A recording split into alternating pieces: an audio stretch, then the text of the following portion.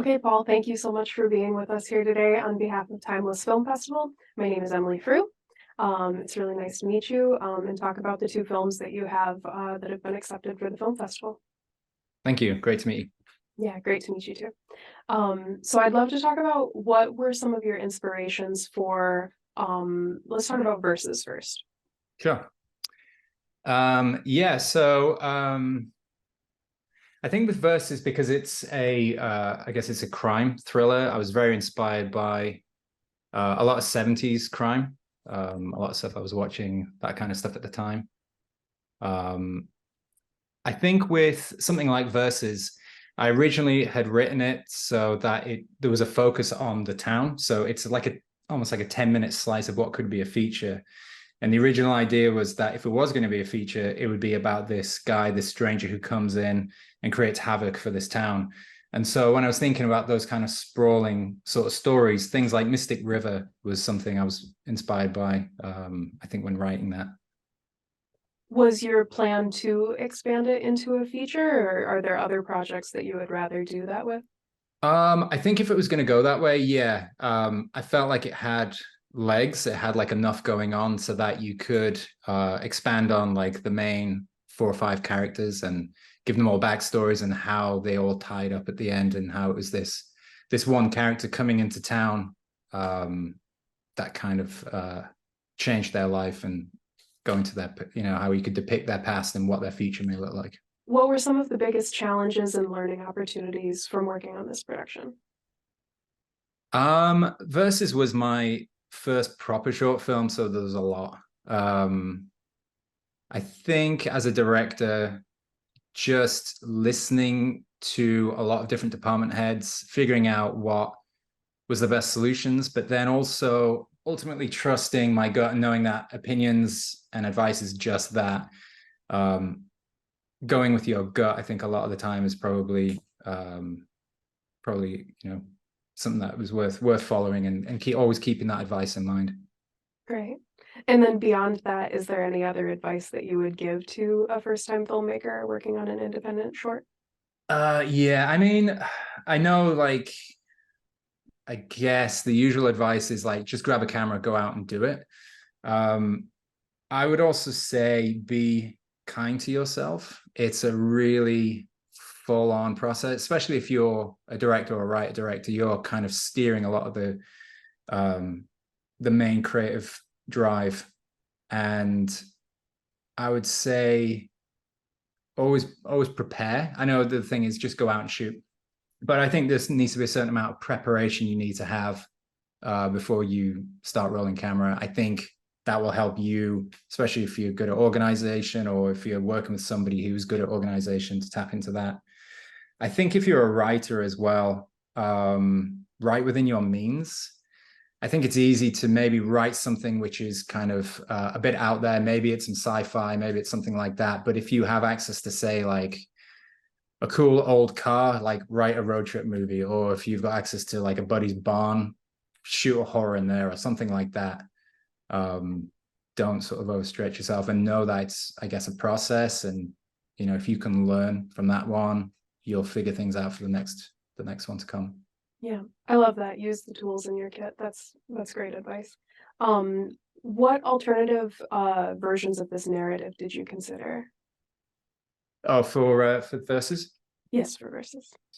I think I ran with a few different ideas. I think the first script version was almost like a Tarantino-esque, 2 guys in a bar, and one's an assassin, one's a hitman. It's a very sort of Tarantino setup.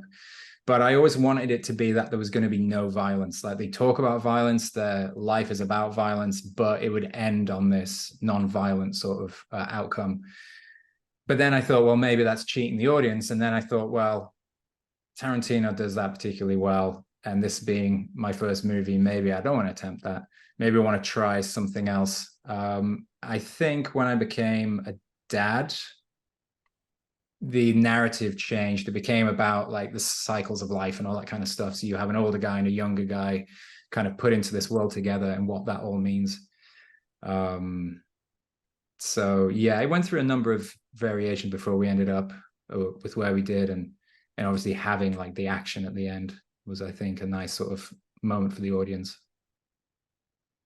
What happy accidents did you have during the filming?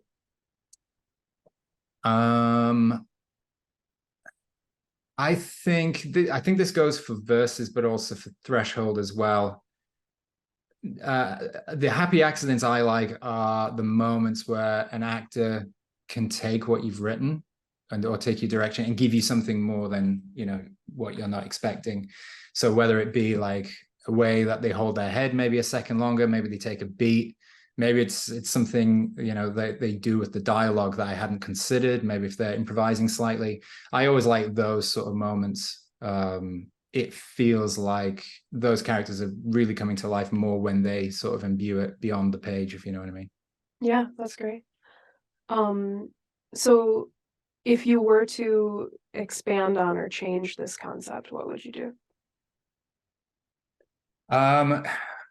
With Versus, I think if it was going to be a feature, I would open the world out to take in more of the supporting characters and the roles that they would play with the situation. Threshold is a bit more sort of it's a bit more of like a gag. It's definitely fits a short film mold. It definitely has like a beginning, middle, and end that isn't as ambiguous as say Versus is. But I had this idea that the creature in Threshold, I was looking at a lot of like North American sort of folklore and creatures, and I think a part of like the backstory that I gave the creature was that it was from the forest. It kind of has this kinship with moths, and then it sort of descends on this sort of suburban area of this town. And I think with that one, we had this idea, the producers, that we could expand it out to be an anthology. So you had maybe focused on more of these creatures or different kinds of creatures. And you could have like multiple short films that sort of add up to this one big scenario that happens around this town. So for Threshold, since it is like a cultural folklore type piece, did you have any like cultural consultants for that, or did you do a lot of research, or how did you navigate being like culturally accurate with that? I did a lot of research into a lot of North American mythologies, which are like a particular thing. Things like the Mothman, things like that. Like Mothman, definitely with the tie-in of the moths, that was like a big sort of inspiration. But I only wanted to take sort of pieces of something and then like build something up from, you know, my own input, my own writing. But a big part of how the creature looks and its mythology is kind of working with the special effects artists that were on set. You know, I had an initial idea of what to do with it, but then I handed it to them and say, you know, please contribute, you know, like, you know, I'd love to collaborate in what you think this could be. And some of the ideas that they were putting in, sort of, I started building into the backstory and expanding the mythology out that way as well. That was a great process to sort of work with special effects at that level. That's great. Going right along with that, I'd love to hear about a moment where a member of your crew overcame an obstacle or did an exceptionally good job. And maybe that's with special effects and maybe it's another role, but I'd love to hear about that. Yeah, I mean, on short films, I think everyone sort of can go above and beyond. Often it seems to be like, I guess, the smaller moments, like who is sticking around at the end at, you know, wrap time at 2 a.m. and, you know, tidying up and helping get us out of there. I think I've been lucky in that I've worked with cast and crews that have been pretty dedicated, despite, you know, it being a short film. Maybe there's not a huge budget. Ours aren't necessarily, you know, social and all that kind of stuff.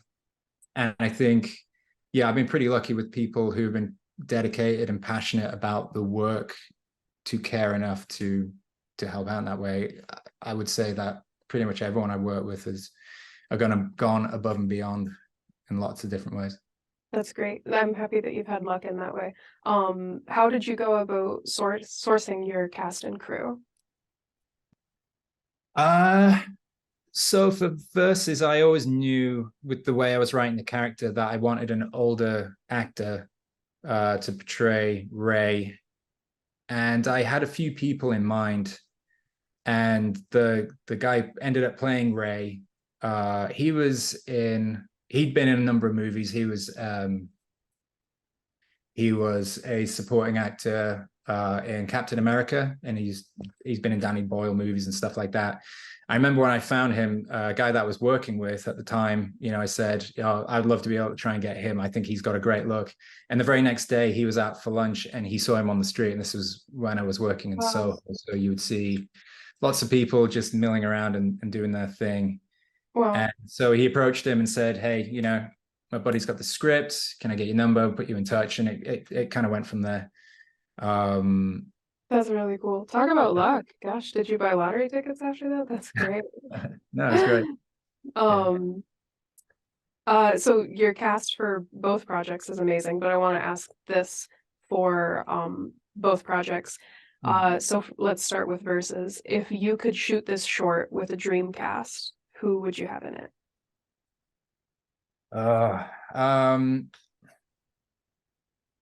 I think I wrote the part of Ray with Gary Oldman in mind. I think at the time, Tinker Tailor Soldier Spy just come out. He did an amazing job at portraying a lead actor in a movie like that who was older, like a lot of hero or like anti-hero roles are kind of cast a lot younger.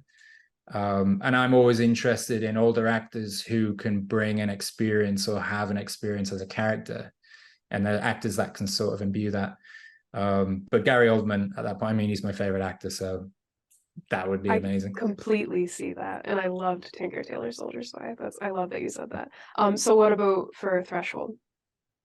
Threshold's Bonnie Morgan, who was the performance actor in the Ring movies. She played the creature, and she did such an amazing job on set. I mean, her time was very limited, but she gave it her all. She really helped us when she didn't like her entrance shot. She gave us a lot of time so that she could figure out the kind of right moves. I just let her work, and I just sat back and watched her. She was fantastic. I mean, if we were going to do a feature version of Threshold, I would have her back in a heartbeat. That's really great. So for Versus, are there any like classic movie scenes or directors or anything that strongly inspired that particular short? Um, I think just going back to like talking about like being inspired by 70s crime movies, I guess Michael Mann would be another director. I think that antagonistic sort of head-to-head between Pacino and De Niro and Heat was always like something in my mind when I think about those two characters kind of duking it out in Versus.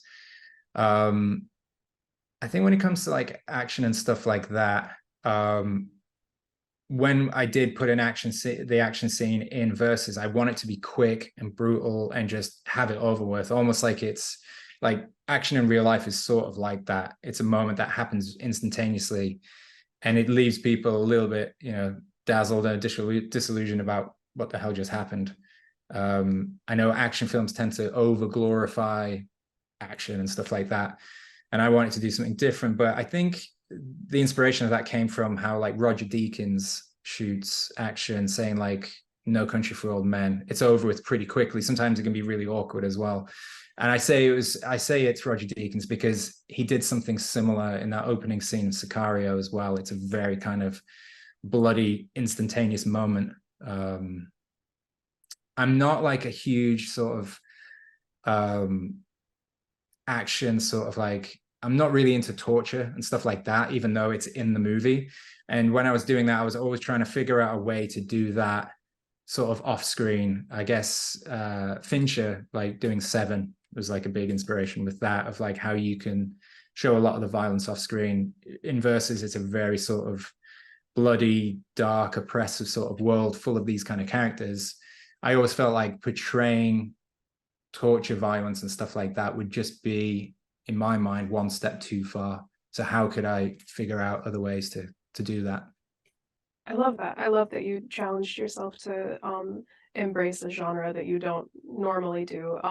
In Threshold or in your other films, was there something similar to that where you're like, this is not something that I would normally do. I'm gonna do it and do it differently? Is that Threshold, I think, was a little bit different. I can't recall anything in that I would do differently necessarily. I always knew what the setup was going to be. I always knew the theme I was trying to address, and I always knew what the ending shot was going to be. And so everything else was just designing around that, and it was heavily designed. Even though it's in a garage, it was kind of deceptive just how much storyboarding we did to kind of get all of those shots right, to marry it up. And in the end, the storyboarded version was pretty much what we shot. There wasn't much different there. We kind of knew the design of the movie going in. So what were some of your inspirations for the other film, Threshold? I think when I wrote that, I was looking a lot at like Blumhouse's horrors at the time. He has these kind of, or they as a company have put out these movies sometimes that are very situational. John Carpenter was also a big inspiration. I guess with the way we shot it and some of the styling, even down to the music, I wanted like that movie to almost be an homage to Carpenter. And also we changed the license plate in post on the Ferrari to say Carpenter. I don't know if anyone will have spotted that, but that was like a moment for me just to kind of get that in there. I love that. I love those little Easter egg details. That's really fun. Well, great. This was wonderful getting to know you, talking with you. I hope that I can meet you at the Timeless Film Festival on July 8th. Congratulations on your great work. That'd be great. Thank you very much. Thanks. Bye. I just want to say a big thank you to Timeless Film Festival for putting not one but two of my films in. Very appreciative of that. And I just want to encourage everyone to come on down on July 8th and come and sample and watch and enjoy a lot of the films that are on offer. It's an honor to have my film showing alongside some of these great movies also. Thank you so much, Paul. Thanks. Okay.